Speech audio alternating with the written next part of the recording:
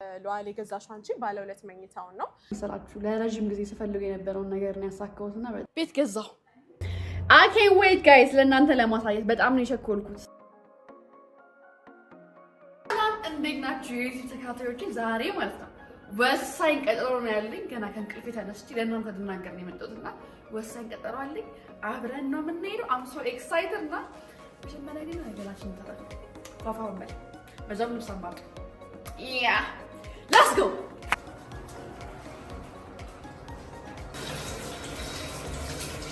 ወስደን ጨርሰናል። ቁርሴን በልቻለሁ። ቁርሴን ስበላ አሳያችሁ።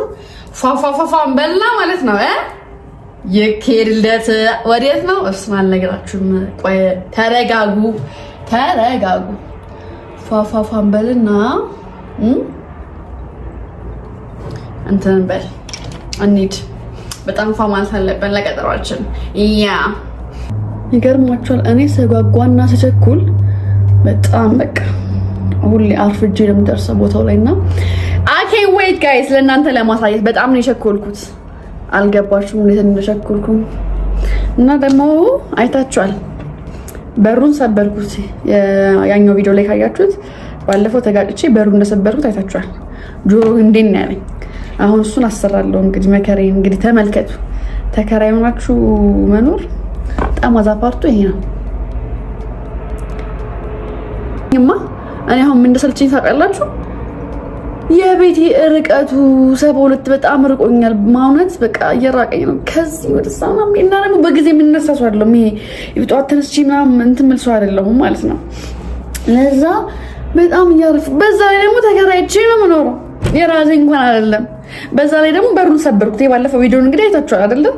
ከበሩ ጋር ስጋጭ ጆሮ ግንዴን ያለኝ እና ሰበርኩት። ማሰራት አለብኝ። የራሴ ቤት ቢሆን ግን ቆያለሁ ለማሰራት በሩ ምናምን እና አዛም አንዳንዴ በቃ እኔ አላውቅም። በዛ ላይ ደግሞ የቤት ኪራይ ቶሎ ነው የሚደርሰው። ተውኝ ብቻ ተውኝ። ሆዳ ታስብሱኝ እና ስነግራችሁ ዛሬ የሚሄድበት ቦታ ለኔ በጣም ስፔሻል ቦታ ነውና I can't wait ለእናንተ ሳሳያችሁ። I can't wait ጋይስ ሜካፕን እንደዚህ አድርጌ ሰርቻለሁ። ፀጉሬን ምናምን ፍራረዝና አሳያችኋለሁና ማለት የምፈልገው ነገር መሰላችሁ ለረጅም ጊዜ ስፈልግ የነበረውን ነገር ነው ያሳካሁትና በጣም ደስተኛ ነኝ። እስካሳያችሁ ቸኩያለሁ እና በእናንተ እገዛ ነው እዚህ ደረጃ ላይ የደረስ ነው። ሶ እስካሳያችሁ ቸኩያለሁ እና ያ አምሮብኛል ያ ሶ ያሳያችኋለሁ። ሶ ጋይስ የምለብሰው ይሄን ጥቁር ቀሚስ በዚህ ፒንክ ጫማና በዚህ ጫማ ነው። ሶ ለብሻ ታያችኋለሁ። ፀጉሬን እንዲህ ሳረገው እንደዚህ ሆኗል። አምሮብኛል። ሶ ጋይስ እንደዚህ መስያለሁ። ይሄ መኪና ለመንዳት ነው ያልኩት። እንሂድ ሌትስ ጎ ጋይስ። አሁን ምነግራችሁ ብቻ የሚሄደው ከ72 ለቡ ነው። ለቡ እንደሚሄድ ልንገራችሁ እንዴት ሩቅ እንደሆነ ማለት ነው። ይሄ ሰፈር በጣም ነው እየራቀኝ ያለው ከሁሉም ቦታ እና በቃ ተከራይታችሁ ርቋችሁም አይሆንም። በቃ አይደል የሆነ መፍትሄ ያስፈልጋል። ተከራይታችሁ የምትኖሩ ሰዎች የቤት ኪራይ ከመቼ ነው የሚደርሰው? አረ ፍጥነቱ ወይ እኔ ምርር ነው ያለኝ። ምር እንደው ግልግል ለሚያደርገኝ የቤት ኪራይ አይ ስዌር ያሰብኩት ሁሉ ወሩ ከመቼ ነው የሚደርሰው? የቤት ኪራይ የሚከፍሉ ሰዎች የምንከፍል ሰዎች እንዴ እኔ እናቴ ቤት ብኖር ይሻለኝ ነበር። በጣም በቃ ቀብጬ ነው የወጣሁት ከእናቴ ቤት። በጣም እየከበደኝ ነው እንዴ። አረ ያስጠላል ማርያም ኦፍ። በዛ ላይ ብሩ ራሱ የት እንደሚገባ አናውቀውም። እቺ የሆነች ሶልቭ መደረግ አለባት። እቺ ፊክስ መደረግማ አለባት እንዴ። አሳልፉን እንጂ ምንድነው ቆሞ ማየው። በጣም ነው የሞቀው። ደርሰናል። እንዴት ናችሁ?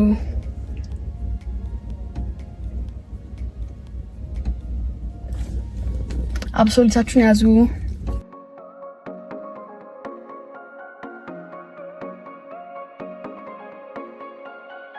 ሶ ጋይስ በጉጉት ጠብቁት የነበረው ቦታ ደርሻለሁና ለእናንተ ላሳያችሁ ነው። ቤት ገዛሁ የምር ኤክሳይትድ ሆኛለሁ። ባይዘው እንዲህ ብዙ ከዚህ በፊት 3 ሳይቶችን ሽጠን ጨርሰናል። እንግዲህ አሁን ሳር ቤትም ደግሞ ተመራጭ የሚያደርገው ብዙ ዲፕሎማቶች የሚኖሩበትም ስለሆነ በዶላር ነው የሚከራየው። ለሪተርን ኦን ኢንቨስትመንት ለኪራይ በጣም ጥሩ ነው ማለት ነው። አሁን ለምሳሌ ከባለ 1 እስከ ባለ 3 የሚከራዩት ከ$800 እስከ $2000 ነው የሚከራዩት ማለት ነው።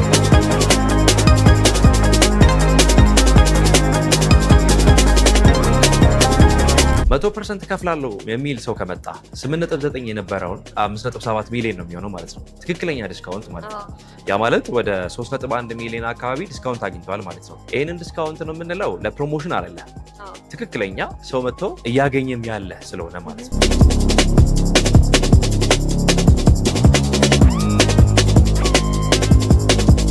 ሰላም ውድ የማዕዘን ሊስቲንግ ቤተሰቦቻችን እንዴት ናችሁ? ዛሬ ደግሞ በመሀል ሳር ቤት ከ5.8 ሚሊዮን ብር ጀምሮ ቅናሽ የተደረጉትን ቤቶች ለማየት ጎራ ብለናል። አብራችሁን ቆዩ።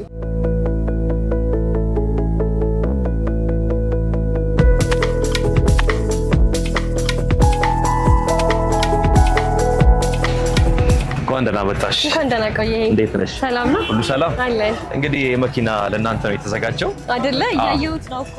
በደንብ ይሄ እንግዲህ 100% ለሚከፍሉ ሰዎች እንደ ዕጣ ደግሞ የምንሰጠው መኪና ነው ማለት ነው። ቤትም ገዝተው በዛም ደግሞ መኪና የሚሸለሙበት አጋጣሚ ነው።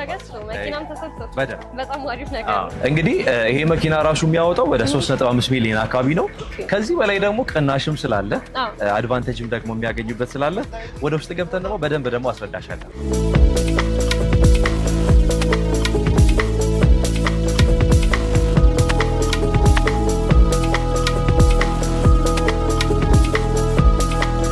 ዌልካም፣ እንኳን ደህና መጣሽ። እንኳን ደህና ቆየህ። በጣም ደስ ብሎናል እንግዲህ ስለመጣሽ። እንግዲህ ቴምር የያዝሽ ደግሞ ብናወራ በጣም ደስ ይለኛል። በጣም ደስ ይለኛል። ዛሬ የተገኘነው ቴምር ነው። ቴምር ማን ነው የሚለውን ነገር ንገረኝ። በጣም አሪፍ። ቴምር ሆልዲንግ ካምፓኒ ነው። በሱ ስር ደግሞ ሰብሲደሪዎች አሉ፣ 10 የሚሆኑ ሰብሲደሪዎች አሉ። ከነዛ ቴምር ፕሮፐርቲስ አንዱ ነው። አሁን አንቺ የመጣሽበት ማለት ነው።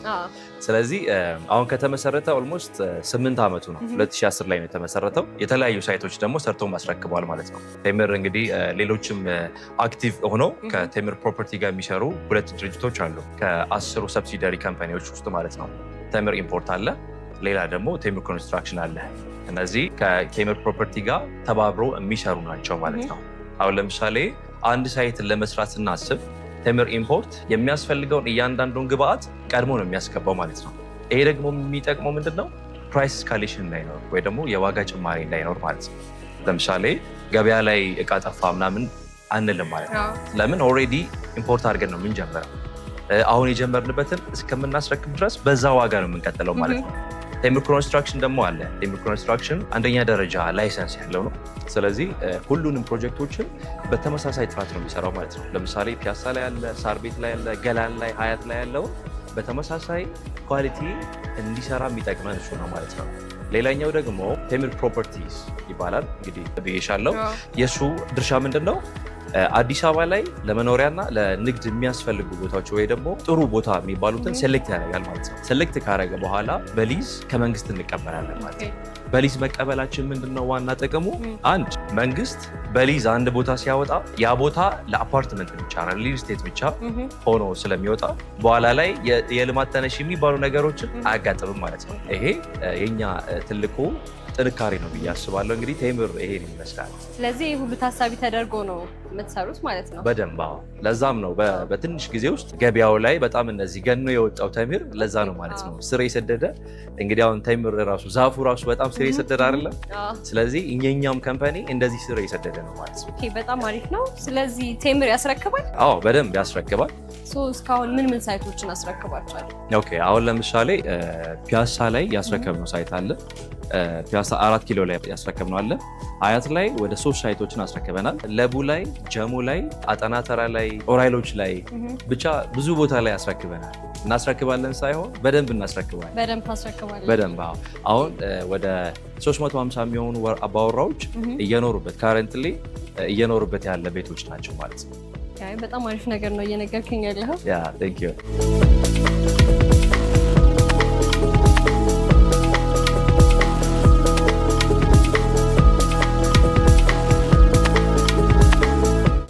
አዳዲስ ሳይቶች እንዳሏችሁ ሰምተን የመጣ ነው። እስቲ ስለነሱ አንዳንድ ነገር ንገረኝ።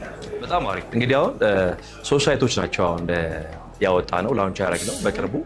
እነዛም አንዱ ሳር ቤት ላይ ነው፣ ሁለተኛው አዋሬ፣ ሶስተኛ ላይ ደግሞ ገላን ነው ማለት ነው። አሁን እነዚህ ቦታዎች ለምሳሌ ሳር ቤትን ብትወስጂ በጣም ብዙ የዲፕሎማቶች ሰፈር ነው። ከ100 በላይ ኤምባሲዎች የሚገኙበት ነው። በዛ ላይ ደግሞ ትልልቅ ሆስፒታሎች፣ ትምህርት ቤቶች፣ መሰረተ ልማት በጣም የተሟላለት ነው። ሴኪዩሪቲም ደግሞ ካየ በጣም ሰላማዊ ሰፈር ነው ማለት ነው። ለምን ኤምባሲዎች ስለሚበዙበት ማለት ነው። ሌላው ለማከራየት ራሱ ከፈለግሽ በዶላር የመከራየት ፖቴንሻል አለ። ለምን ዲፕሎማቶች ስለሚበዙበት ማለት ነው። ካረንትሊ አሁን ባለበት ሲቹዌሽን ባለ 2 መኝታ በ80 ሺህ በወር የሚከራይበት አይነት ሰፈር ነው ማለት ነው፣ በትንሹ ማለት ነው። ስለዚህ ለመኖርም ለኢንቨስትመንትም ከተፈለገ በጣም ምቹ ቦታ ነው ማለት ነው። አዋሪም ደግሞ ወስደሽ ካየሽ የተለያዩ ኤንጂኦዎችም ኤምባሲዎች የሚገኙበት ነው። ደግሞ አዋሪ ታውቂያለሽ፣ አሁን በኮሪደር ልማትም በጣም ልዩ ሰፈር ሆኗል። የወንዞች ልማት በጣም ልዩ ሰፈር አድርጎታል። እና እነዚህ ሰፈሮች ላይ አሁን ያወጣናቸው ሳይቶች ላይ ሰው መግዛት ከፈለገ አንደኛ ለኢንቨስትመንት ይሆናል፣ ሁለተኛ ለመኖሪያም ደግሞ ምቹ ናቸው ማለት ነው። ገላን ደግሞ ብትወስጂ ገላን ላይ የምንገነባው ሞል ነው፣ ትልቅ ሞል ነው። በጣም ስታንዳርዱን የጠበቀ በዛ ሰፈር ላይ ለየት ያለ ሞል ነው ማለት ነው። አሁን ያንን ሰፈር ለምንድን ነው የምንመርጠው ለኢንቨስትመንት ብለን ከጠየቅሽ አሁን መንግስት ለልማት ወይ ደግሞ ለልማት ተነሺዎች በልማት የተነሱ ዜጋዎችን በብዛት እዛ ሰፈር ላይ ነው ቤቶችን እየሰራ እያስረከበ ያለው ማለት ነው። ስለዚህ በኋላ ላይ በጣም ለኢንቨስትመንት ምቹ ቦታ ነው የሚሆነው ማለት ነው። ኦልሬዲ ደግሞ ከ330 በላይ ብሎኮች፣ ኮንዶሚኒየሞች ያሉበት ቦታ ነው ማለት ነው። ይሄ ራሱ ሌላ የኢንቨስትመንት ኦፖርቹኒቲ ነው ማለት ነው። ስለዚህ ሁሉ ታሳቢ እያደረጋችሁ ቦታ እየመረጣችሁ ነው የምትገነቡት ማለት ነው። በደንብ ቅድም ብዬሻለሁ። ቴምር ፕሮፐርቲስ የቱ ሳይት ነው ለመኖሪያ ምቹ? ለምሳሌ ሀያትን ስትሄጂ ለመኖሪያ ምቹ እንደሆነ፣ ፒያሳ ስትሄጂ ለኢንቨስትመንት ሱቆች ነው የምንሰራበት መኖሪያ እንዳለ ሆነው ማለት ነው። ስለዚህ ተጠንቶበት በደንብ ዲፕሊ ተጠንቶበት ነው ሴሌክት የሚደረጉት እነዚህ ሳይቶች ማለት ነው። በጣም ጥሩ ነው። ታዲያ የቴምር ግንባታ ምን ደረጃ ላይ ደርሷል? ኦኬ፣ አሁን እንግዲህ የተለያየ ሰፈር ላይ የተለያየ ሳይቶች ነው ያሉት። እነዚህ ሳይቶችም የተለያየ ፕሮግረስ ነው ያላቸው። አሁን ለምሳሌ ፒያሳ ላይ ካየሽ 70% ላይ የደረሰ ሳይት አለ። እዛው ፒያሳ ደግሞ 20% ላይ ደግሞ ይደረሳል። ለምሳሌ 2 ዓመት ተኩል ላይ የሚያልቃለ፣ 1 ዓመት ተኩል ላይ የሚያልቃለ ፒያሳ ላይ ማለት ነው። ሀያት ላይ ደግሞ ከሄድሽ እንደዚሁ 2 ሳይቶች አሉ። አንዱ 85% ላይ ደርሷል፣ አንዱ ደግሞ 40% ላይ ደርሷል። እነሱም የተለያየ ጊዜ ላይ ነው። አሁን ለምሳሌ የሰው ዝግጅት ይለያል አይደለ? 2 ዓመት ላይ መረከብ የሚፈልግ አለ በዝግጅቱ ላይ ማለት ነው። 1 ዓመት ላይ መረከብ የሚፈልግ አለ። ከ1 ዓመት በታችም ደግሞ መረከብ የሚፈልግ ሰው ካለ ጋርመንትም ላይ ደግሞ ሌላ ሳይት አለ ማለት ነው። ስለዚህ እንደዚህ አይነት ሳይቶች አሉ ማለት ነው። ስለዚህ እንደየሳይታቸው የተለያየ በደንብ ለምሳሌ ሰው ቶሎ የሚረከብ ከፈለገ አለ፣ ቀስ ብለው ደግሞ እየከፈለ የሚረከብም አይነት ደግሞ ካለ ሰየው ሱቅ። ስለዚህ እንደየሰው ፍላጎትም ይለያያል ነው። ያ ኦኬ። ቶሎ መቀበል የሚፈልግ አለ፣ ቀስ ብለው ደግሞ እንደ ዝግጅቱ ቀስ ብሎ መረከብ ደግሞ ይፈልጋል። ቀስ ብሎ መረከብ ለሚፈልግ ደንበኛ አታስጨንቁ። በፈለገበት ጊዜ ቀስ ብሎ መረከብ ይችላል ነው ይገኛለሁ።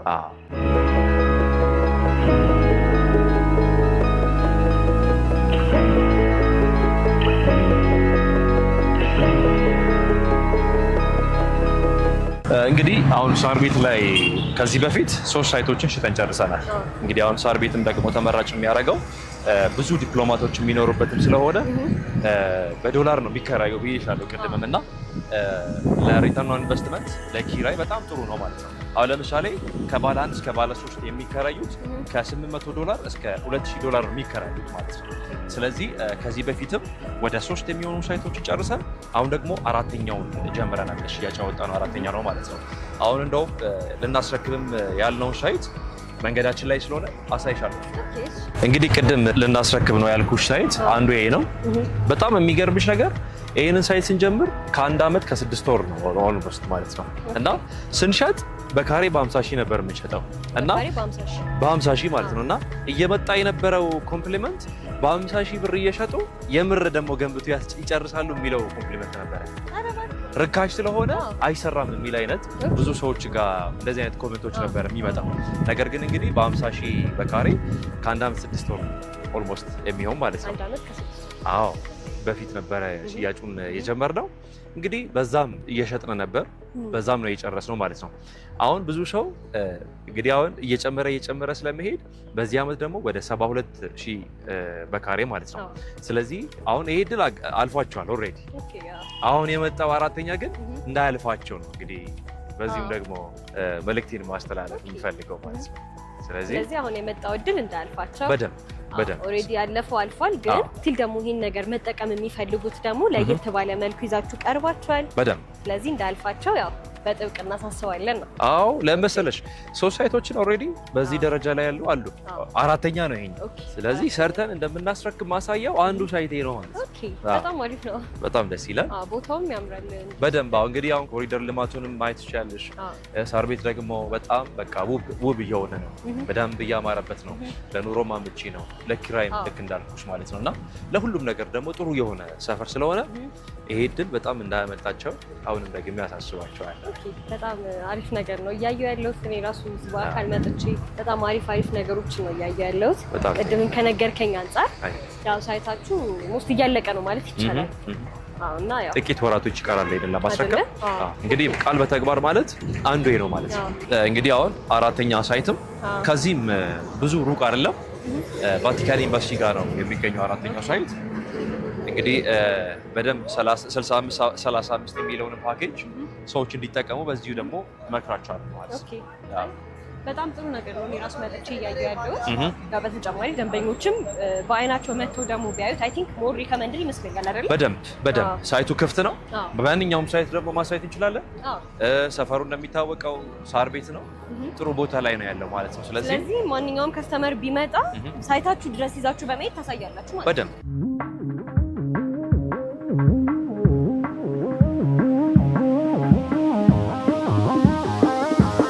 ኦኬ። እስካሁን ጥሩ ነገር እየነገርከኝ ነበር። ያው እንዳልከው ደግሞ ቴምር በሰው ፍላጎት እና በሰው ምርጫ እንደሚሄድ ነው የነገርከኝ። ታዲያ ሁሉ ነገር ነግረኸኝ የፊኒሺንግ አማራጭ አላችሁ ወይስ እንዴት ነው? እንግዲህ አሁን እኛ በሴሚ ፊኒሽድ ነው አሁን እየሸጥን ያለ ነው። ደግሞ ፉሊ ፊኒሽድ የሚፈልግ ሰው ካለ በዛም ደግሞ እናስረክባለን ማለት ነው። ስለዚህ ሁለቱም አማራጭ በጣም በተመጣጣኝ ዋጋ ስፔሻሊ አሁን ፊኒሺንጉ ላይ ስትመጪ ከሌሎች ሪል ስቴቶች በጣም በተመጣጣኝ ዋጋ ፊኒሺንግ ጨርሰን ደግሞ እንሰጣለን ማለት ነው። አሁን ለምሳሌ ብዙ ዲያስፖራዎች በዚህ ነው ለምን አሁን ውጭ ስላሉ ፊኒሺንጉም እናንተ ጨርሱልን ብለው አደራ የሚሰጡንም ስላለ በደንብ ደግሞ ከዚህ በፊትም ስለሰራ ምንም የሚያሳስብ ጉዳይ አይደለም ማለት ነው። እሺ ታዲያ ሰው አሁን ቤት እየገዛ ነው እና ደግሞ ሽያጭስ እንዴት ነው ያለው? እንግዲህ ሰው በደንብ እየገዛ ነው የምለው እኔ ፐርሰናሊ። ለምንድን ነው እንደዛ የምለው? አንደኛ ቤት ፈላጊ ብዙ ነው፣ ሁለተኛ ላይ ደግሞ ለኢንቨስትመንትም ደግሞ የሚገዙ አሉ። ለኢንቨስትመንት ሲባል አንዱ ለማከራየትም ፐርፐስሊ፣ ሌላኛው ደግሞ አሁን ባለው ሁኔታ ብራቸው ሊኩዊዲቲ ወይ ደግሞ እንዳይወርድባቸው ባንክ ውስጥ ቁጭ ብለው ዲፕሪሼት እንዳያደርግባቸው ቤት ላይ የሚያስቀምጡ አሉ። አሁን ለምሳሌ ከቀናት በፊት ብሔራዊ ባንክ ያወጣው አንድ መግለጫ ነበረ። የኛ ብር የመግዛት አቅሙ 11% ወርዷል ይላል። ስለዚህ ይሄንን ነገር ለማዳን ግዴታ ሪል ነገር ላይ ማስቀመጥ አለብሽ፣ ሪል ስቴት ላይ ማለት ነው። እንግዲህ እንደኛ ታማኝ ሆኖ የሚያስረክብ ፕላስ ደግሞ ዋጋም የማይጨምር ሪል ስቴት ላይ መጥተሽ ስታስቀምጪ ብርሽ እየጨመረ ይሄዳል ማለት ነው። ባንክ ቁጭ ብለው ዲፕሪሼት ከሚያደርግ ኢንቨስት ከተደረገ አፕሪሼት እያደረገ ይሄዳል ማለት ነው። ይሄ ሰዎች በደንብ እንዲገዙ እያደረገ ያለ አንደኛ ምክንያት ነው ማለት ነው። ያውና ሽያጩም በዛው ልክ በደንብ ሽያጩም ደግሞ በዛው ልክ አለ። እንደ ቴምር ስፔሻሊ በደንብ እየተሸጠ አዳዲስ ሳይቶች የሚወጡት እየተሸጠ መሆኑን የሚያመላክትም ስለሆነ ማለት ነው። በየጊዜው አዳዲስ ስናወጣ ያሉት እየተሸጡ እያለቁ ስለሆነ ማለት ነው። ፈላጊውም በዛው ልክ እንደ ማለት ነው። ስለዚህ ሰው ያለቀ ቤት ነው መግዛት የሚፈልገው ብዙ ጊዜ ወይስ ጅምር ላይ ያለ? እንዴት እንግዲህ አሁን በፐርሰንት እንዲህ ነው ብዬ ባላስቀምጥ፣ በደንብ ደግሞ ሰው መግዛት የሚፈልገው ፕሮግረስ ላይ ያለው ቤት ነው። ለምንድን ነው እንደዛ ብለው? አንደኛ እጁ ላይ ያለው ብር ብዙ ሰው ያለቀ ቤት መግዛት አይችልም። ለምሳሌ 3 ሚሊዮን አካውንቱ ላይ ያለ ሰው ወይ ደግሞ 2 ሚሊዮን አካውንቱ ላይ ያለ ሰው ደግሞ በየወሩም ደግሞ ገቢ ያለ ሰው ቤት መግዛት አይችልም ማለት ነው። ያለቀ መግዛት ካልቻለ ያለቀ መግዛት አይችልም። ስለዚህ የሚመጣው እንዴት ነው? ወደዚህኛው ነው የሚመጣው ማለት ነው። ወይ ደግሞ አጠራቅሜ በኋላ ላይ እገዛለሁ ካለ ያው ዋጋው እየጨመረ ስለሚሄድ በጣም ታፍ ይሆናል። ስለዚህ ያላለቀ ቤት ፕሮግረስ ላይ ያለውን ቤት 10%፣ 20% እየከፈሉ እየጀመሩ ከኛ ጋር ደግሞ የሚጨርሱበት በጣም ብዙ አጋጣሚ ስላለ ፕሮግረስ ላይ ያለ በደንብ እየተሸጠ ያለው እሱ።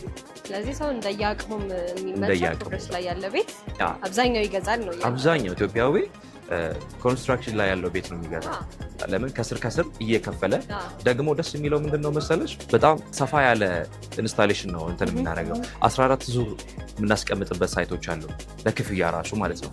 ይሄ በደንብ በቃ እፎይታ ጊዜ አግኝቶ እንዲከፍል የሚያደርግ ነገር ነው ማለት ነው ሳይጨናነቅ ማለት ነው።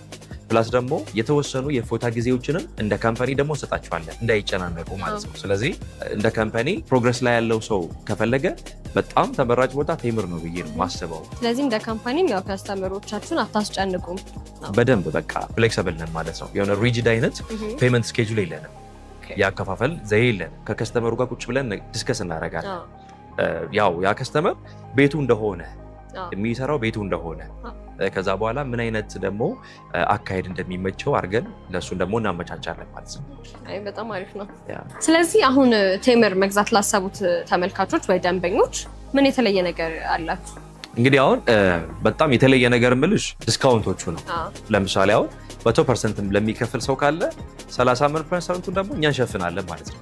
ለምሳሌ ሳር ቤት ላይ ባለ 2 ወደ 8.9 ሚሊዮን ነው የሚሸጠው በኖርማሉ ማለት ነው። ለምሳሌ 20% ተከፍሎ ወደ 20% ወደ 1.7 ሚሊዮን አካባቢ ነው የሚሆነው። 100% ከፍላለሁ የሚል ሰው ከመጣ 8.9 የነበረውን 5.7 ሚሊዮን ነው የሚሆነው ማለት ነው። ትክክለኛ ዲስካውንት ማለት ነው። ያ ማለት ወደ 3.1 ሚሊዮን አካባቢ ዲስካውንት አግኝተዋል ማለት ነው። ይህንን ዲስካውንት ነው የምንለው ለፕሮሞሽን አይደለም፣ ትክክለኛ ሰው መጥቶ እያገኘም ያለ ስለሆነ ማለት ነው። እዛው ሳር ቤት ላይ ደግሞ ባለ 3 153 ካሬ ነው ወደ 16 ሚሊዮን አካባቢ ነው። እንግዲህ 20%ን ከፍሎ ለሚጀምር ሰው 3.3 ሚሊዮን ነው የሚሆነው። ሙሉን ደግሞ ከፍላለሁ የሚል ሰው ከመጣ 10.9 አካባቢ ይሆናል ማለት ነው። ይሄ ወደ 5.8 ሚሊዮን አካባቢ ዲስካውንት ያገኛል ማለት ነው። ይሄ በጣም ትልቅ ዲስካውንት ነው ማለት ነው። ሌላ እንግዲህ አዋሪ ላይ 65-35 የሚል ዲስካውንትም አለ። ባለ አንድ አሁን ለምሳሌ ከ5.5 ሚሊዮን ብር ጀምሮ ሙሉ ክፍያ ማለት ነው አለ ማለት ነው። ስለዚህ ይህንን አማራጭ መጠቀም ይችላሉ። የገላኑን ደግሞ ካዩ 2.5 ሚሊዮን ነው ክፍያው ቶታል ፕራይሱ ማለት ነው። መጀመር ለሚፈልግ 500 ሺህ ብር ከፍሎ ሌላውን ቀሪውን ደግሞ 2 ዓመት ተኩል ላይ መጨረስ ይችላል ማለት ነው። እዛም ላይ ሙሉ ከከፈለ 10% ዲስካውንት ይኖራል። አያትና ፒያሳ ላይ ደግሞ ካየን ዲስካውንት ከ20 እስከ 30% ዲስካውንት ይኖረናል ማለት ነው። ስለዚህ የተለያዩ ሳይቶች ላይ በጣም ትልቅ ዲስካውንት አለ ማለት ነው። ስለዚህ ይሄ ለየት ያደርጋል። ስለዚህ ካሉት ሪል ስቴቶች በተለየ ይሄንን አቅርቦት ይዛችሁ መታችኋል። በደንብ ስፔሻሊ ትክክለኛ ዲስካውንት መሆኑ ነው። አሁን እኛ ጋር ምንድነው ብዙ እኮ ዲስካውንት አለ ብለው ሊያስታውቅ ይችላል አይደለ? እኛ ጋር ተጨባጭ የሆነ ዲስካውንት ነው አግኝተሽ የምትሄጂው። እስከ 5.8 ሚሊዮን ዲስካውንት በጣም ማግኘት የሚቻልበት ነው። ስለዚህ ሰው እንዲጠቀም ደግሞ በዚህ ይጋብዛል። ስለዚህ አንተ ምናልባት እዚህ ቦታ ባትሰራ ኖሮ ነገር ግን በእነዚህ ምክንያቶች ብቻ ቴምር ሪከመንድ የማድረግ ፕሮባቢሊቲ ከፍተኛ ነው ነው? በደንብ ስፔሻሊ ለመኖር ለሚፈልግ በጊዜ ይሰጣል። ለኢንቨስትመንት ዋጋ አይጨምርም። ስለዚህ ምን ሌላ ቦታ ያስፈልገኛል አይደለም? በጣም ጥሩ በስት ቦታ ምለው ቴምር ነው። ለዛ ነው ማለት ነው ኢቭን ብዙ ወዳጆችን ምጋብዘውም ለዛም ነው ወደዚህ ማለት ነው። እና ይሄንን ቢጠቀሙ ደስ ይለኛል። ኦኬ አይ በጣም ጥሩ ነገሮችን እስካሁንም እየነገርከኝ የነበረው